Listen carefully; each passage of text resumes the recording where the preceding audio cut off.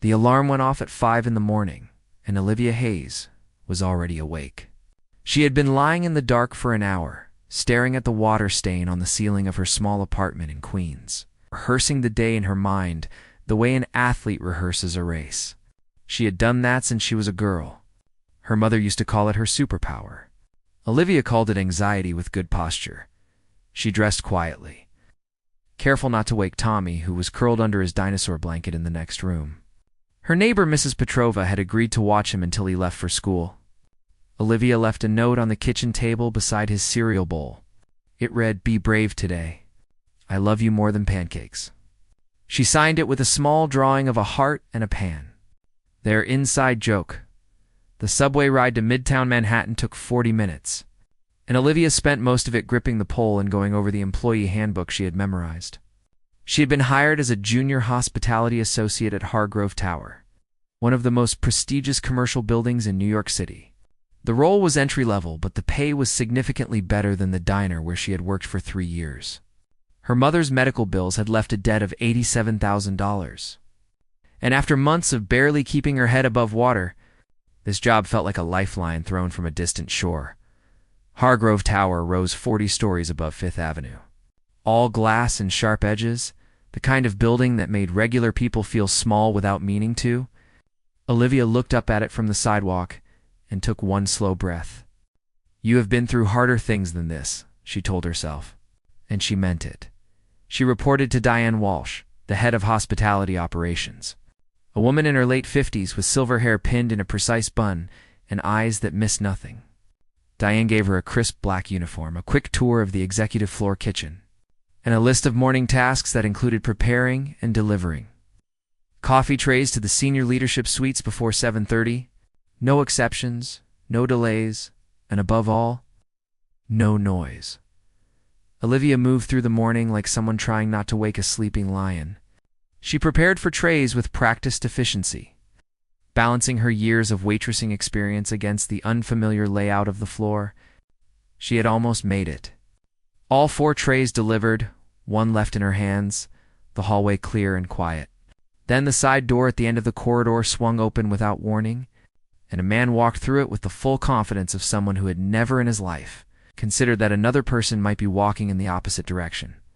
The tray tilted. The coffee lifted. And then it came down in a perfect arc across the front of the most expensive shirt Olivia had ever seen up close. She froze. Not from fear, but from the specific horror of watching something irreversible happen in slow motion. The man was tall, broad-shouldered, with dark hair and the kind of jaw that belonged on a magazine cover. He stood perfectly still for a moment, looking down at the spreading brown stain on his white dress shirt, then raised his eyes to hers. They were gray. The particular shade of gray that made Olivia think of storms over the Great Lakes. They were not angry eyes exactly. They were measuring eyes. "I am so sorry," Olivia said, setting the empty tray on the nearest surface and reaching into her apron pocket for a clean, folded cloth she kept out of habit from years of diner work.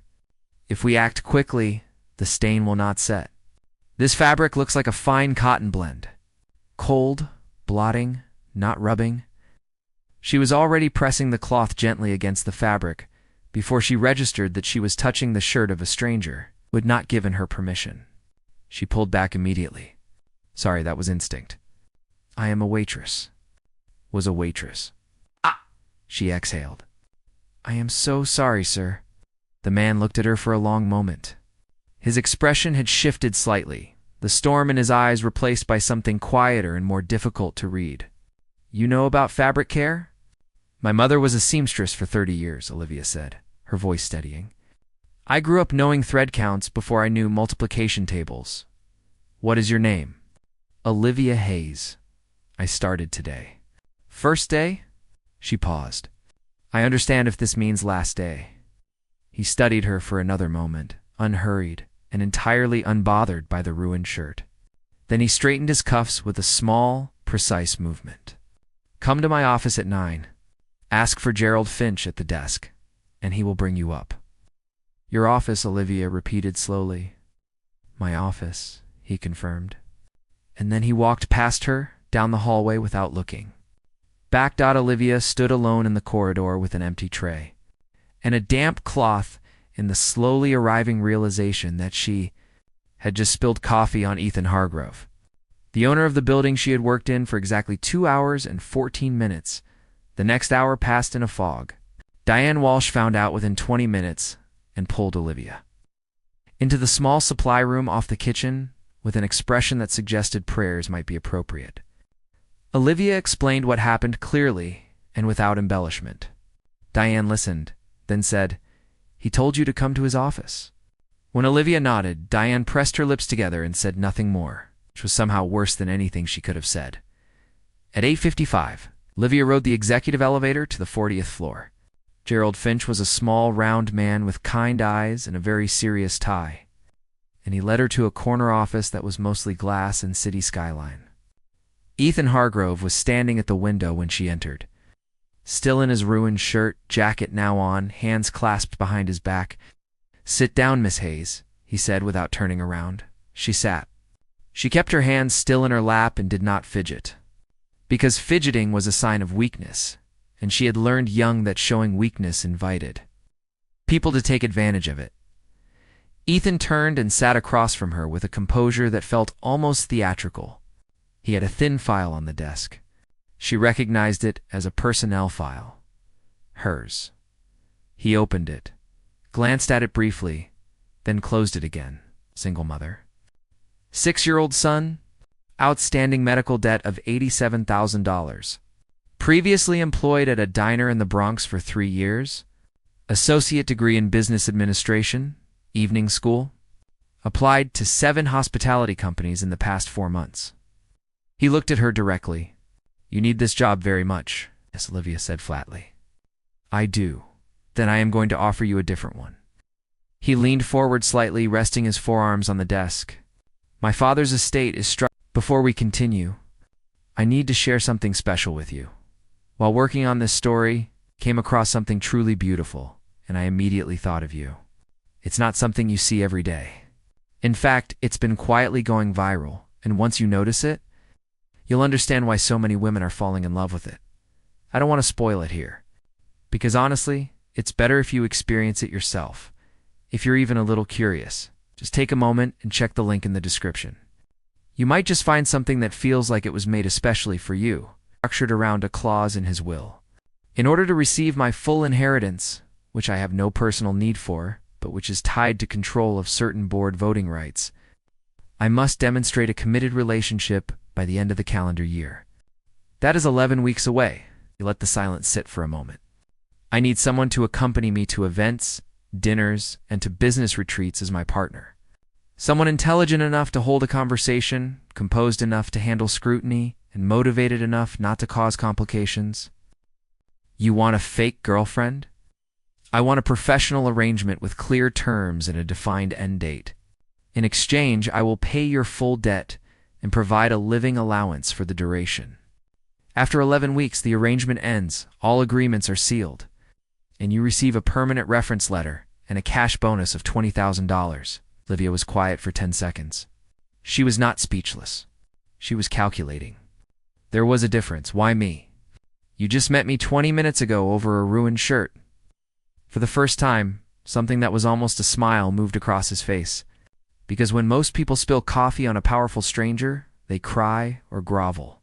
You started treating the stain. He tilted his head slightly. I need someone who reacts to pressure by thinking rather than panicking. That is genuinely rare. I have a son, she said carefully. Any arrangement would need to account for his schedule and well-being. Noted, Ethan said immediately, as though he had already considered it. Olivia looked at the man across the desk. Cold, precise, and entirely too sure of himself. The kind of man she had always kept at a careful distance. She thought of Tommy's dinosaur blanket, of the collections notice on her refrigerator door, of her mother spending 30 years bending over other people's clothing so that Olivia could have a better life. She thought of what a better life actually required sometimes. I want the terms in writing before I agree to anything, she said. Ethan reached into his desk drawer and slid a bound document across the surface toward her. He had clearly had it prepared already, which irritated her and impressed her in equal measure. She picked it up and began to read it from page 1. Unhurried, in silence, while he waited, she read every word, every clause, every condition. It took her 14 minutes. Then she looked up and said, "Paragraph 7 needs to be revised. The public appearance schedule conflicts with my son's school events on 2 confirmed dates. Those are non-negotiable." Ethan looked at her for a moment, then reached for his pen. "Show me which dates." And that was how it began. Not with drama or declarations, but with a revised paragraph and 2 dates circled in blue ink, and a woman who refused to sign anything she had not read completely. Olivia Hayes walked out of Hargrove Tower that morning not knowing whether she had made the best or worst decision of her life. She only knew that she had made it clearly and with both eyes open. That would have to be enough for now. The black car arrived at Olivia's apartment building in Queens at 7 on a Monday morning, and her neighbor, Mrs. Petrova, watched from the doorway with wide eyes as a uniformed driver stepped out and opened the rear door with practiced precision. Olivia kissed Tommy on the forehead, whispered that she would call at lunchtime, and walked down the front steps in her best shoes, which were still not very good shoes. She noticed the driver glance at them once and then look away politely, and she decided she liked him for that. The first stop was a building on the Upper East Side that contained, on its 3rd floor, an atelier run by a woman named Renata Bloom, who moved around Olivia in slow, deliberate circles, the way a sculptor circles a block of marble before deciding where to make the first cut. Renata had short copper hair, reading glasses pushed up on her head, and the efficient manner of someone who had dressed powerful people for 30 years and found most of them disappointing. She did not find Olivia disappointing. "Good bone structure," she announced. Not to Olivia, but to her 2 assistants, who were busy pulling garments from racks. "Natural posture. She holds her shoulders correctly. Most women we dress have to be taught not to hunch." She looked directly at Olivia then. "What do you feel most comfortable wearing?" "Clean and pressed," Olivia said honestly. Renata laughed, a short, genuine sound. "Perfect answer." For 3 hours, Olivia stood in various states of transformation, being pinned and measured and gently redirected from colors that washed her out toward colors that made her look like a woman who had always known exactly where she was going. Ethan appeared at 11, dressed simply and already radiating the particular energy of someone who had been working since before sunrise. He stood in the doorway of the fitting room and looked at Olivia in the deep green dress Renata had selected for their first public outing. He said nothing for a moment. Then he said, "That works. High praise," Olivia said dryly. Turning back to the mirror, she caught the edge of something crossing his face in the reflection. Not quite amusement, something adjacent to it. Quieter the following days moved in a structured rhythm that Ethan's assistant, a brisk young man named Warren, coordinated through an elaborate shared calendar. There were briefing sessions where Ethan explained who they would encounter at upcoming events and what those people cared about. There were etiquette consultations that Olivia found less humiliating than she expected, mostly because she had spent years reading people in a diner and already understood the fundamental principle that every social rule was just a system for making others feel at ease. And there were the long car rides between appointments where she and Ethan sat in the back of the vehicle in a silence that shifted. Day by day, from uncomfortable to something more honest, she learned things about him in pieces. He had grown up in the company, literally, spending school holidays in the Hargrove offices while his father held board meetings. His mother had died when he was 9. He had 2 older half-brothers who resented him for reasons he described without bitterness. As though the resentment were simply whether he had learned to dress for, he was not a man who complained. He was a man who observed, cataloged, and moved forward. In that specific way, Olivia recognized something of herself in him, and the recognition made her uncomfortable, the way looking in an unexpected mirror sometimes does. Their first public appearance was a charity dinner at the Metropolitan Club on a Thursday evening. Olivia sat beside Ethan at a long table of people who wore their wealth like a second skin. Effortlessly, and unconsciously, the way people who grew up speaking a language never notice they are speaking it. She watched them and listened, and said the right things when she was addressed, and laughed at the right moments. And when a silver-haired banker's wife asked how she and Ethan had met, she told the coffee story with such warmth and self-deprecating humor that the entire end of the table laughed and turned toward them with the particular delight people feel when a story is charming and slightly unexpected. She felt Ethan's hand cover hers on the table, light and brief. A signal of approval that was also somehow more than that. She did not pull her hand away. In the car afterward, Ethan said, "You were exceptional tonight." "The coffee story works," Olivia said, looking out at the passing city lights. "It has the advantage of being true. Most of the people at that table tell fabricated stories that have the disadvantage of feeling false," he replied. "You understand instinctively what takes others years to learn, that authenticity, even in performance, is more convincing than any rehearsed perfection." Olivia turned to look at him. In the low light of the car interior, he seemed less guarded. The particular armor he wore during business hours slightly loosened. "Can I ask you something?" "You may ask," he said, which was not quite the same as yes. "Your father's will. The relationship clause. What kind of man puts a condition like that on his own son?" Ethan was quiet for a moment. Outside the window, a late-night delivery truck rumbled past. The kind who spent his whole life watching me build walls around myself, and worried, in his way, that I would end up alone inside them. He paused. He was not a warm man, but he was not wrong about the walls. Olivia absorbed that carefully and did not push further. She had her own walls. She knew what it cost to admit they existed. Patrick Ruiz had been working at Hargrove Tower for 4 years, and had applied twice for the senior hospitality coordinator position, which he had not received either time. He was a compact man, with quick eyes and a talent for collecting information he had not been given. He noticed things. He noticed the way Olivia was escorted to the executive floor on her 3rd day of employment. He noticed that her personnel file was flagged with a privacy restriction that no other junior staff file carried. And he noticed 3 weeks into Olivia's employment, a photograph in a society column showing Ethan Hargrove at the Metropolitan Club charity dinner with a woman whose face, once Patrick looked closely, belonged to the same woman who was currently restocking the executive floor kitchen. 1 floor below him, he saved the photograph and waited, the way a patient person waits for the right moment to use something. That moment arrived on a Wednesday when Olivia was alone in the supply corridor, retrieving linen for the afternoon service cart. Patrick appeared at the corridor entrance with his hands in his pockets and the particular smile of someone who believes they are holding better cards than everyone else at the table. "Interesting photo I found," he said. Pleasantly, Olivia looked at him steadily. She had encountered men like Patrick before, men whose sense of their own importance required the diminishment of others. In the diner, they were the customers who snapped their fingers for attention.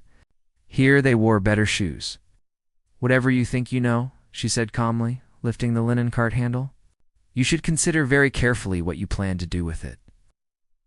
"I think I know quite a lot," Patrick said, his smile widening. "I think a conversation with the right people could be very interesting for everyone." "You should speak to Mr. Hargrove's legal team," Olivia said, and began pushing the cart past him. "Gerald Finch is very thorough." She let that land and kept walking. She told Ethan that evening in his office, standing across the desk from him, with her arms folded, reporting the situation the same way she would report a spill. Clearly, completely, without drama. Ethan listened without interrupting. When she finished, he picked up his phone, made 1 call. And within the day, Patrick Ruiz's access to the executive floor had been quietly revoked, and a formal review of his conduct had been initiated. He was gone from the building within a week. Olivia did not feel triumphant about it. She felt tired in the way that people who have dealt with small cruelties their whole lives feel tired. Not surprised, just worn. Charlotte Baines arrived. On a Friday afternoon without an appointment, Olivia was in the executive reception area waiting. for Warren to bring her the updated schedule. For the following week, when the elevator opened and Charlotte walked out, and Olivia knew immediately who she was without having been told. The same way you sometimes know a storm is coming before you see any clouds.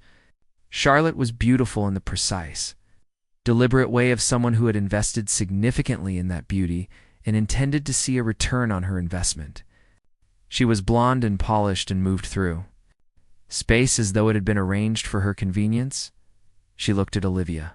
The way people look at furniture in a house they used to own. "Must be the new one," Charlotte said pleasantly. "It must be," Olivia agreed. Charlotte tilted her head slightly. "How long has it been now? 2 months? 3? She smiled with her lips only. "They never seem to last much longer than that." "I imagine that varies," Olivia said evenly. Holding Charlotte's gaze without blinking, Ethan appeared from the inner office doorway, and the air in the room changed perceptibly, the way air changes before lightning. His expression was controlled, but Olivia had spent enough time watching his face by now to recognize the particular stillness that meant he was managing something difficult. "Charlotte," said, not warmly, not coldly, simply acknowledging her existence. "Before we continue, I need to share something special with you. While working on this story, came across something truly beautiful, and I immediately thought of you. It's not something you see every day. In fact, it's been quietly going viral, and once you notice it, you'll understand why so many women are falling in love with it. I don't want to spoil it here, because honestly, it's better if you experience it yourself. If you're even a little curious, just take a moment and check the link in the description. You might just find something that feels like it was made especially for you." Distance. Ethan. Charlotte turned toward him with a smile that was genuinely lovely and almost entirely strategic. "I heard some interesting things at the Whitfield dinner last week. I thought we should have a conversation." "My calendar is full," Ethan said, and looked at Olivia. "Miss Hayes, the schedule." It was deliberate, using her name in that moment, grounding the scene in professional reality, closing a door. Olivia understood and appreciated the clarity of it. She stepped forward to take the folder Warren had appeared with, and as she did, Ethan placed his hand briefly at the small of her back, the gesture natural and understated and unmistakably possessive. Charlotte's smile did not waver, but something shifted behind her eyes. That evening, Olivia and Ethan had dinner at the penthouse apartment that served as his city residence, and it was the first time they had been alone together without the structure of an event or a briefing around them. His housekeeper had left food in the kitchen, and Olivia, who had been fidgeting with the formal setting in the dining room for 5 minutes, finally picked up her plate and said, "Can we eat somewhere that feels like actual people live here?" Ethan looked at her for a moment, then picked up his own plate and followed her to the kitchen island, where they sat on high stools across from each other, under warm light, with the city spread out through the windows behind them. They talked for 2 hours, about his father and the strange arithmetic of inherited expectations, about her mother and the particular grace of a woman who sewed other people's dreams into fabric for 30 years without losing her own, about Tommy, who had recently decided that dinosaurs were fundamentally misunderstood animals that had suffered unfair historical press coverage, an opinion Olivia found hard to argue with. Ethan listened to the Tommy stories the way people listen to music they have not heard before but find themselves wanting to hear again. At some point the conversation quieted, and they were sitting closer than they had been. The way proximity sometimes shifts without anyone deciding to shift it. Olivia looked at Ethan's face in the warm kitchen light and saw something she had not seen there before.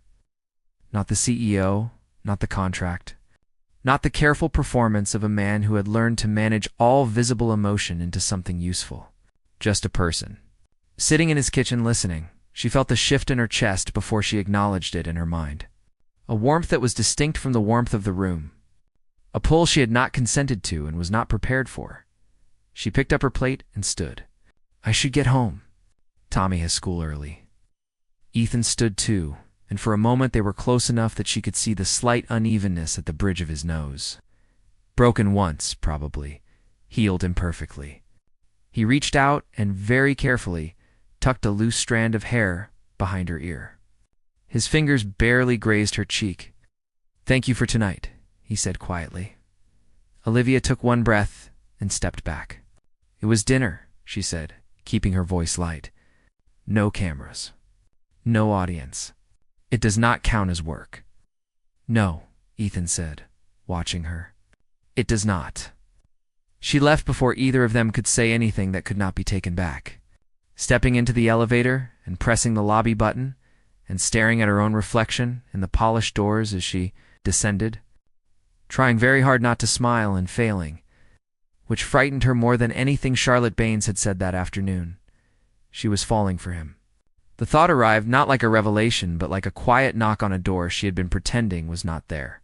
And the contract sat like a stone at the bottom of everything, reminding her that whatever this was between them had begun as a transaction, and that some things, once purchased, could not simply become real. She thought of Tommy's note on the kitchen table. "Be brave today," she was trying. The envelope arrived on a Tuesday morning, slipped under the door of Olivia's apartment sometime before dawn, and she found it when she shuffled to the kitchen to make Tommy's breakfast. It had no return address. Inside was a single printed page. A photograph taken at Ethan's penthouse the evening they had eaten dinner at the kitchen island together. Someone had been on the building rooftop across the street with a telephoto lens. The image was grainy but clear enough.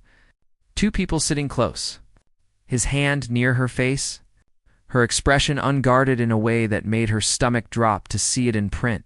Below the photograph, 4 typed words. "This ends next week." Olivia stood in her kitchen in her old robe while Tommy ate cereal and talked about prehistoric ecosystems. And she read those 4 words 3 times with the particular calm that only arrives after the initial shock has passed. Something colder and more practical takes over. She folded the page, put it back in the envelope, and placed it in her bag. Then she poured herself coffee and sat down across from her son and listened to him explain why the Brachiosaurus was fundamentally an underappreciated animal. And she smiled in the right places. Because Tommy deserved a mother whose fear did not leak into breakfast. She called Ethan from the subway platform at 8:15. "I received something this morning," she said when he answered. "A photograph and a threat. I am sending you a picture of it now." There was a brief silence on his end while he looked at it. Then, with the measured tone of a man who had trained himself never to react before thinking, he said, "Come directly here. Do not speak to anyone before you arrive." Gerald Finch was already in the office when Olivia got there, along with a woman named Sonia Park from Ethan's security division, who had the particular watchfulness of someone who spent her professional life anticipating problems. They spread the photograph on the conference table and examined it without theatrics, asking Olivia careful questions about the timeline of the previous evening, who knew she had been there, whether she had noticed anything unusual leaving the building. Olivia answered everything precisely and completely. At some point, Ethan brought her a cup of coffee without being asked, setting it at her elbow and saying nothing, and she found that small, wordless gesture more steadying than anything else in the room. Within 4 hours, Sonia's team had identified the source.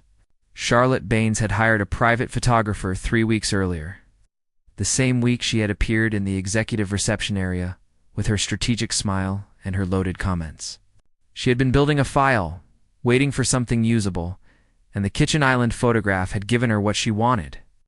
Her plan, as best as Gerald could reconstruct it from the digital trail, was to leak the story to 2 society journalists simultaneously, framing Olivia as a paid companion in Ethan, as a man who had deceived his own board of directors about his personal life.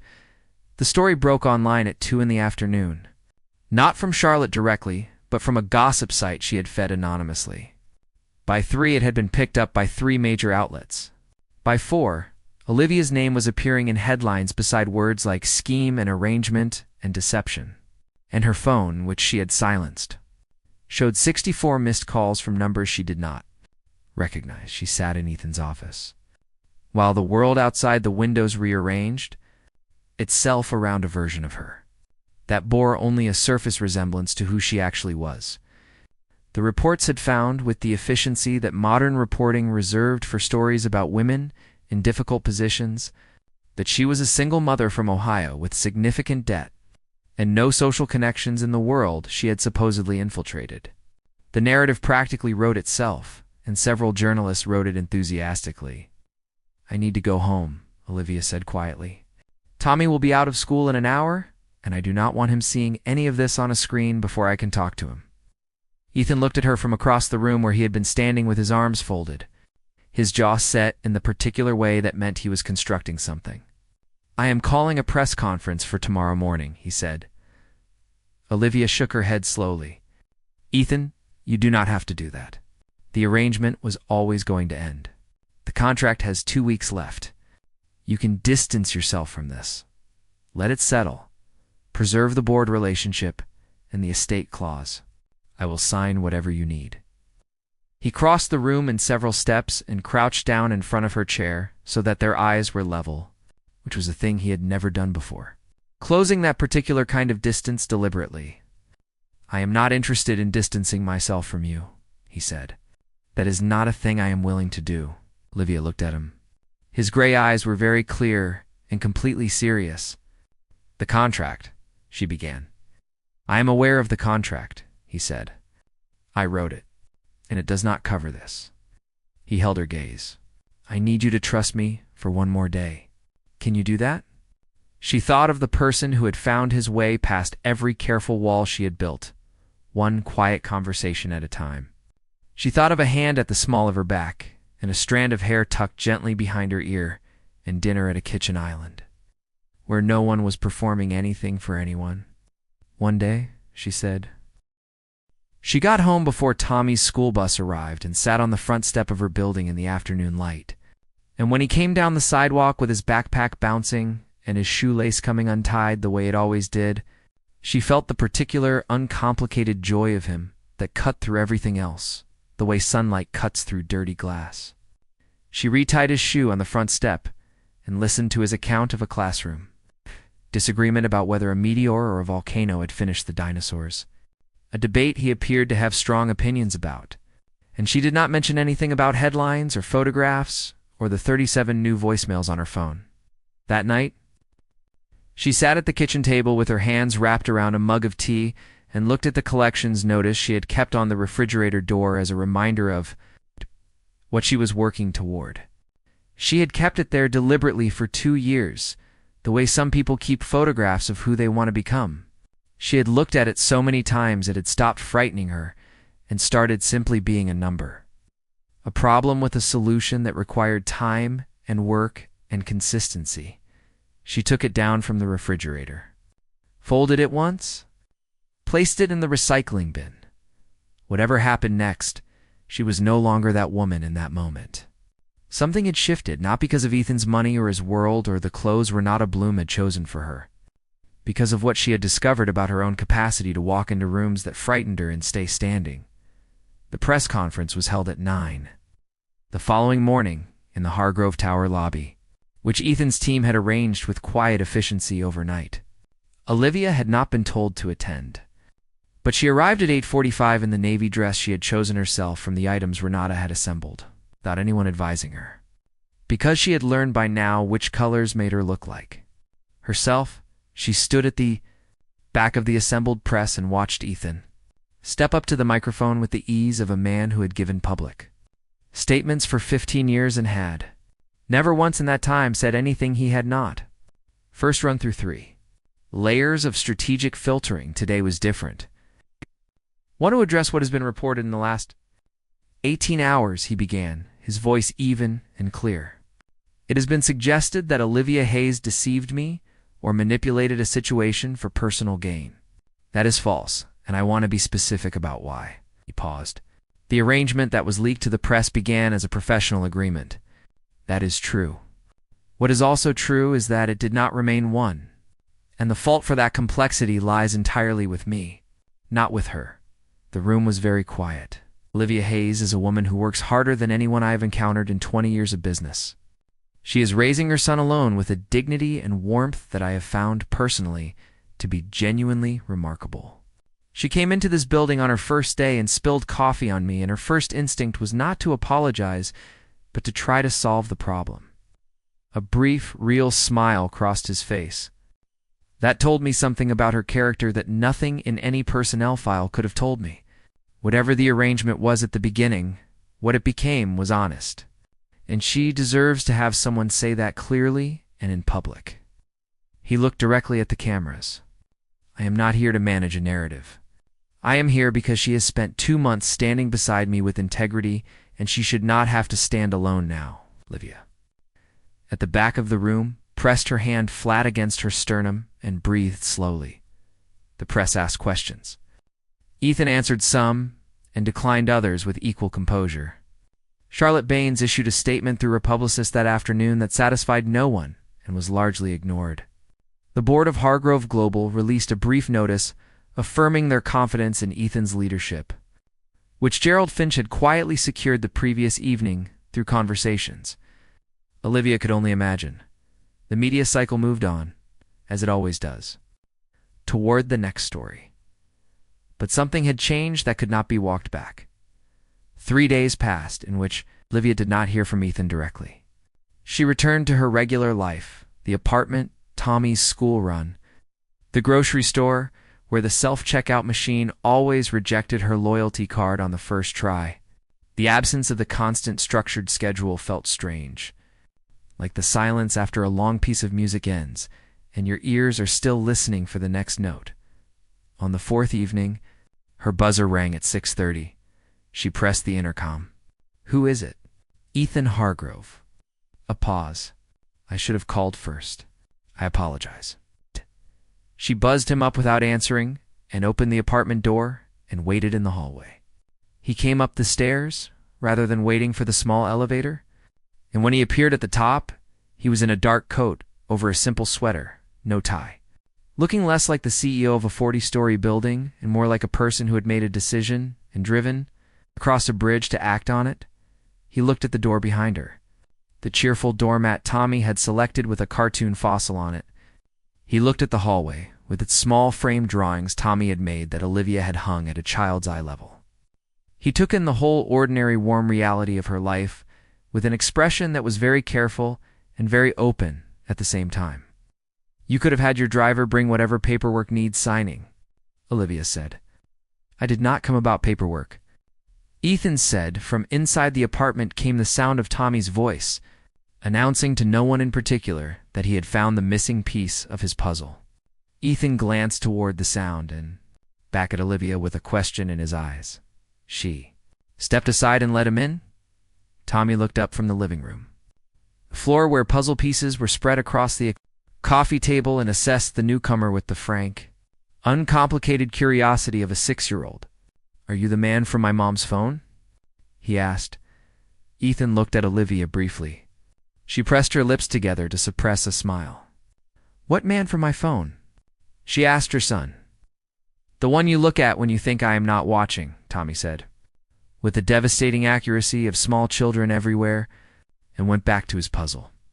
Ethan sat on the edge of the couch, which he did not do with his usual composure, but rather with the slight awkwardness of a man in unfamiliar territory. Trying very hard to be respectful of it, Tommy immediately began explaining the puzzle.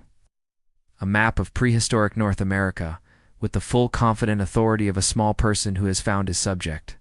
Ethan listened attentively, asked 2 questions that Tommy found satisfying, and correctly identified a triceratops outline in the corner of the puzzle, which elevated him considerably in Tommy's estimation.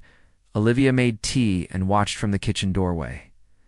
Later, when Tommy had been bathed and read to and settled, she and Ethan sat at her small kitchen table, which was nothing like the kitchen island at the penthouse.